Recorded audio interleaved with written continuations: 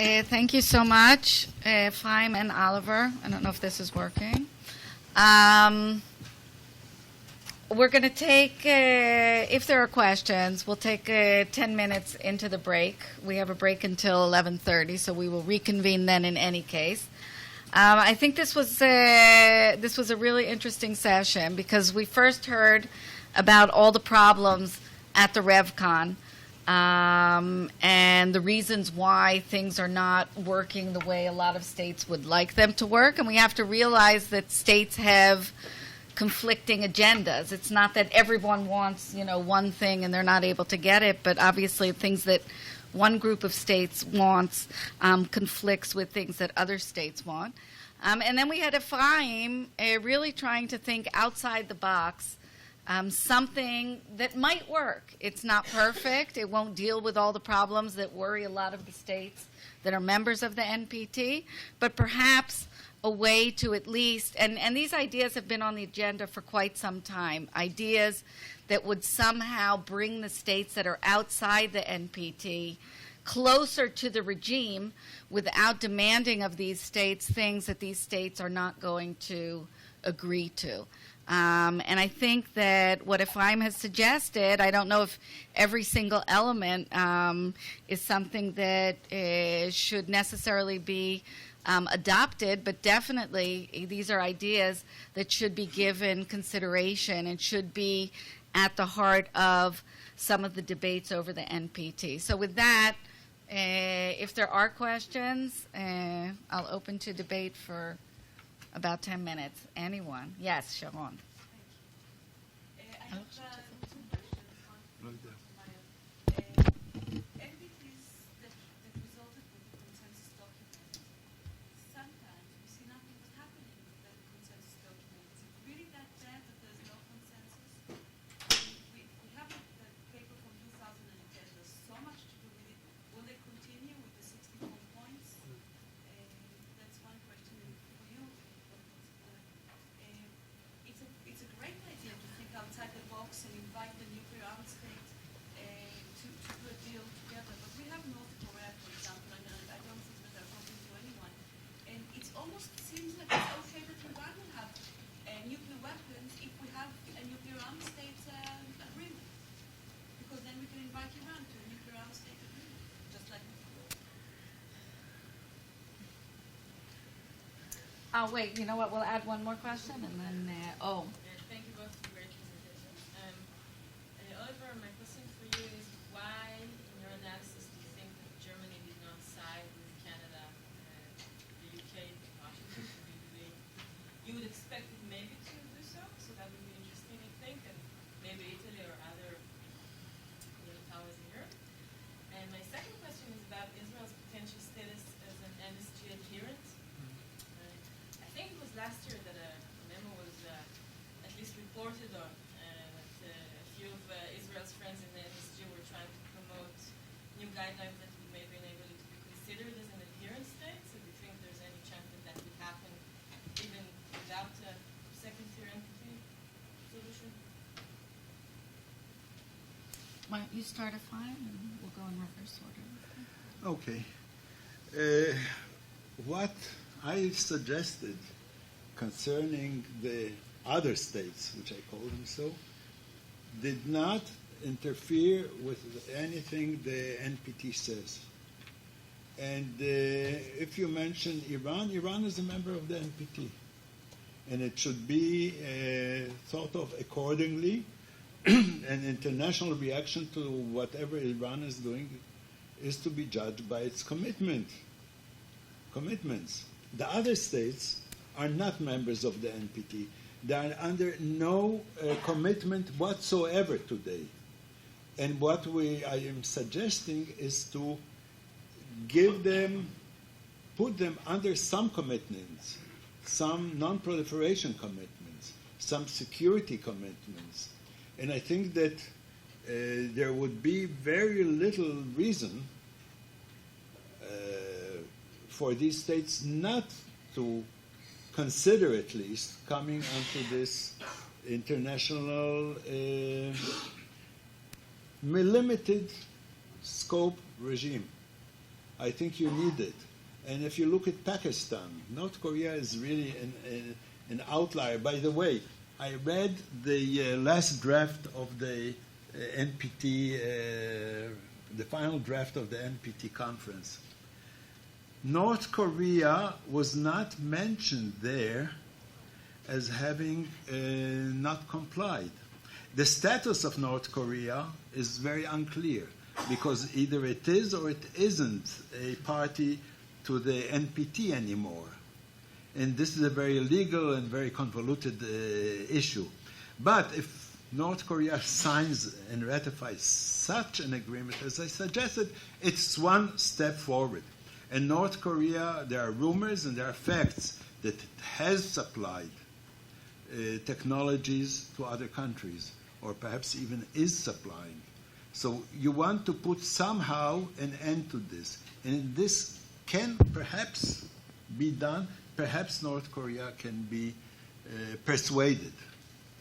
And the issue of NSG adherent, many years ago already Israel said, I'm not sure that it said so officially, but I think so, that Israel is adhering to the guidelines of the NSG as regarding the exporting technologies.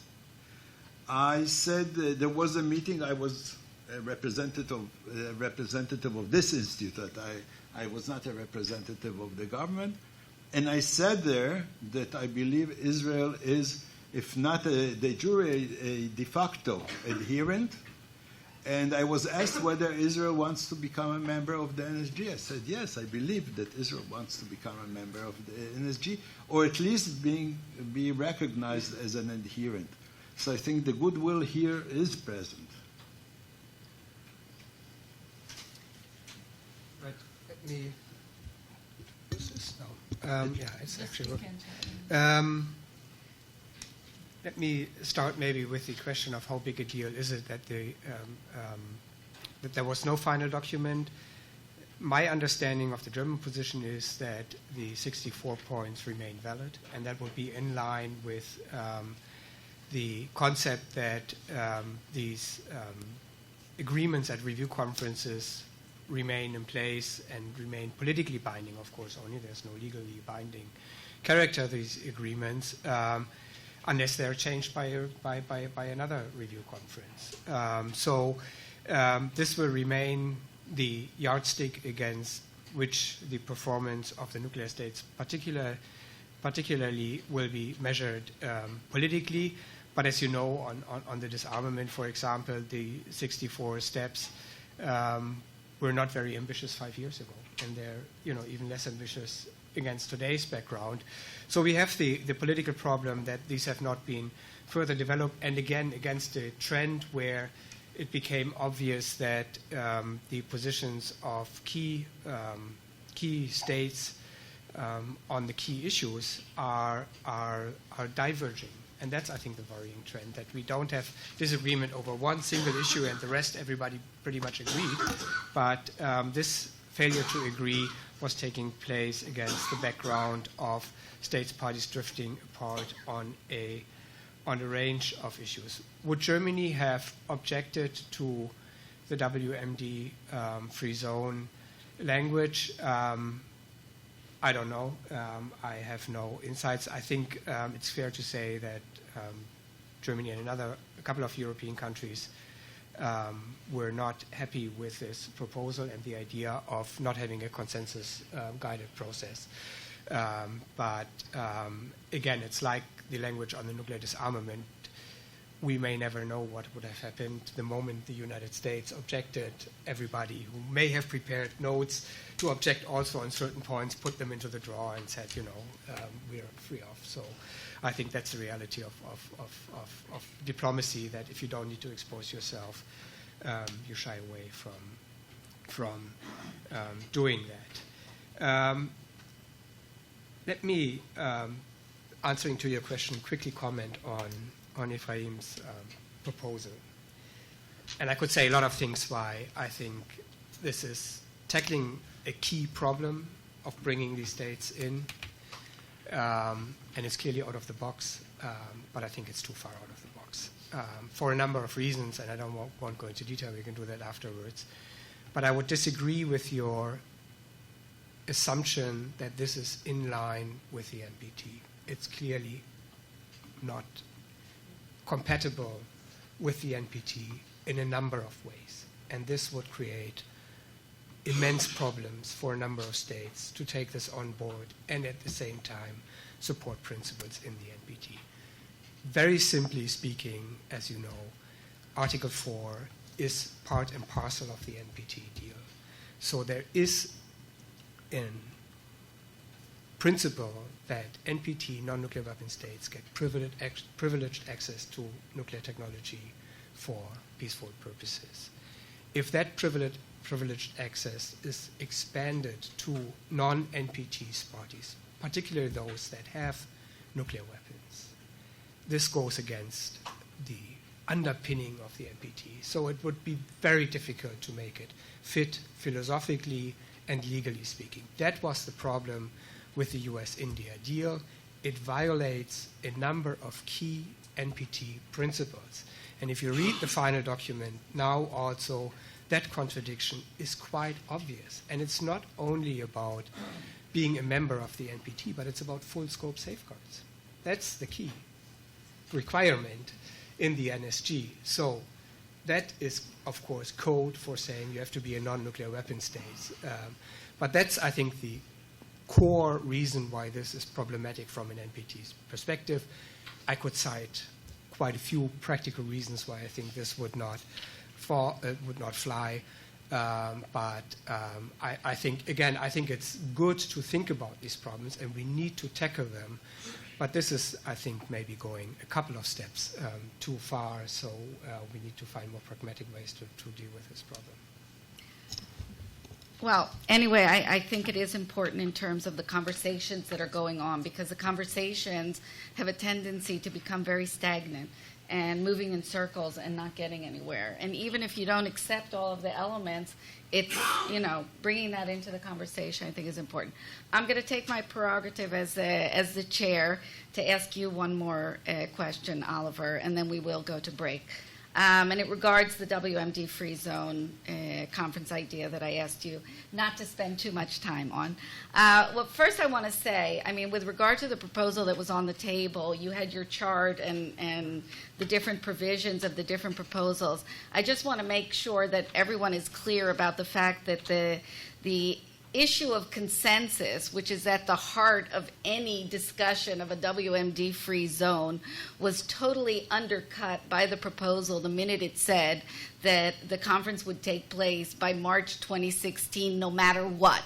So all the talk about that things would be done by consensus were rendered meaningless the minute you say whatever happens, March 2016, there will be a conference, because you lose any leverage, or you undercut any incentive that the Arab states would have to make, to enter into true conversations with Israel over these issues, because they would know that in March they're going to have a conference no matter what. So I think it's important to understand that, plus the fact that the proposal cutting out the 3 conveners and leaving it only with the UN obviously was a very, very bad idea, and I think that had a tremendous impact on the U.S. position that really opposed this proposal. But I wanted to ask you, and thinking not only about what happened at the RevCon, but the 5 informal meetings that took place, Israel's cooperation, the fact that those meetings ended already last summer, not because of Israel. Israel did answer the additional invitations. The Arab states did not. Were you surprised by Israel's approach, by Israel's cooperative approach? And how, if at all, did it change your assessment of this whole WMD free zone idea and the way that it should be carried out? I haven't followed this in You want to add a question now? Yes. Okay. From the Egyptian embassy.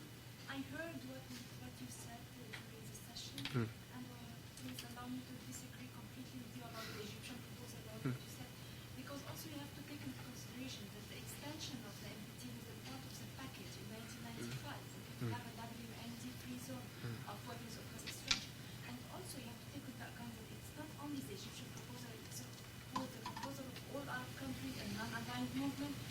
all these countries ratified the NPT. Israel is the only country who didn't participate in any of the agreements regarding disarmament and nuclear arms control, NPT, CWC, DWC, didn't ratify any of them.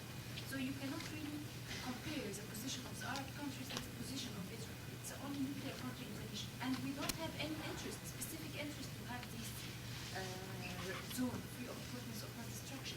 You see now what's going on in the region. You see the Iranian nuclear program. Can you imagine the next day if Iran will manage to have nuclear weapons? What will happen in the region? Saudi Arabia, Egypt, Jordan, Turkey, other countries will seek to have the same device. So this is very dangerous. We have to take into consideration all the circumstances of the situation. You cannot just say that our countries are like taking a very unflexible position. This is not true. Because also you have to take into consideration our frustration from this demarche. These 5 rounds of talk between Israel and the Arab country were successful in a way, but not complete.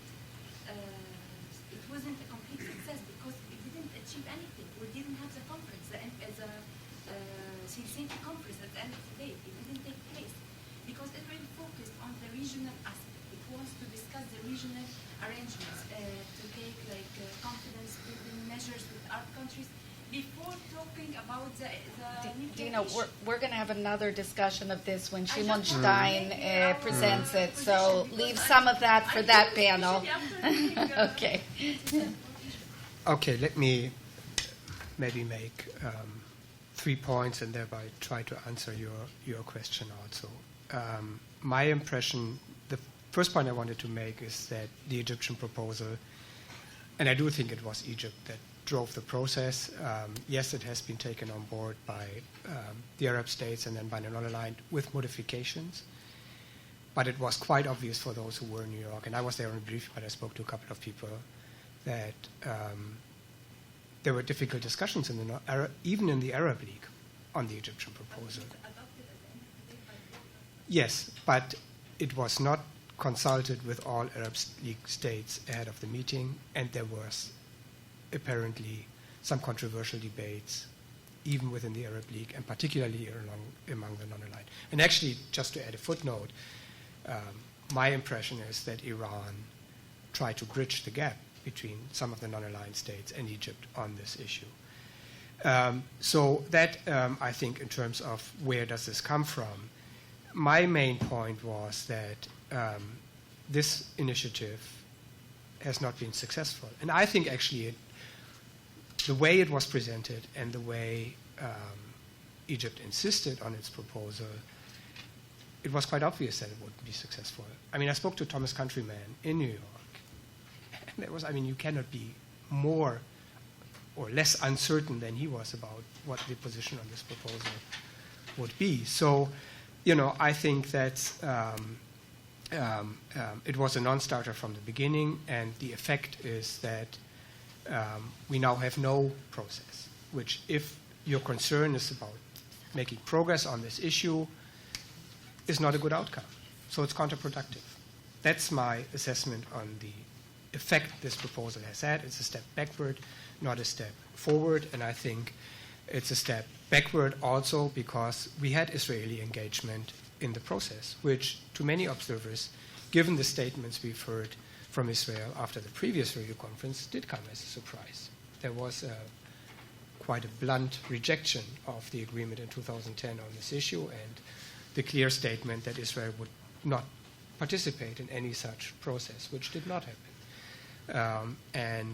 Therefore, I think it's bad for the region, and it's bad for the issues at hand and for the NPT that now we are probably left with a situation where over the next 5 years it will be very difficult to have engagement among the regional states on this issue. So in that way, I think the Egyptian proposal was self-defeating. The linkage to the 1995 extension decision, I think, was there to some degree, but I heard the argument, and you can find it in the NPT documents, but maybe not as pronounced as some would have expected. And I leave it to everybody to interpret that, but I think it was not such a clear-cut case that a lot of NPT states would have considered the decision to extend the treaty in 1995 to be void, basically, because there was this part of the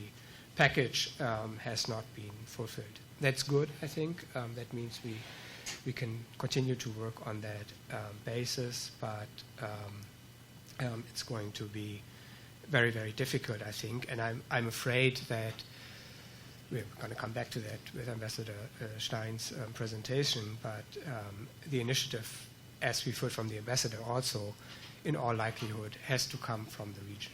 And we have this anomaly that we have extremely good relations, relatively good relations, historically speaking, between a number of countries and Israel right now, and this anomaly of this one issue being presented in a way that makes it very difficult to engage. And this is, I think, what needs to be corrected so that these discussions can continue, but I don't see anybody apart from states from the region who would pick up this issue and be burned again, and that's, I think, what's going to be the main difficulty right now. Okay, thank you very much. We'll now break just for 10 minutes, and we'll reconvene at 11:30 for the next panel. Thank you.